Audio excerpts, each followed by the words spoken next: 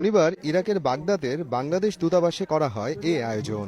সকাল থেকেই দূতাবাসে জড়ো হতে শুরু করেন প্রবাসী বাংলাদেশিরা। বাংলাদেশের পতাকা দিয়ে স্বাগত জানানো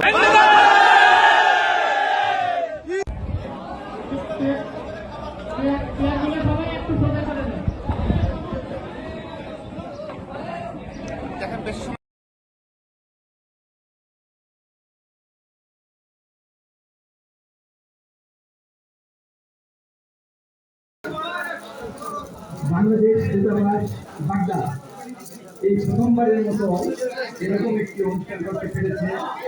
যদি আমি ভুল না করে থাকি, আমার এখানে কর্মকাল 2 বছরের একটু কম।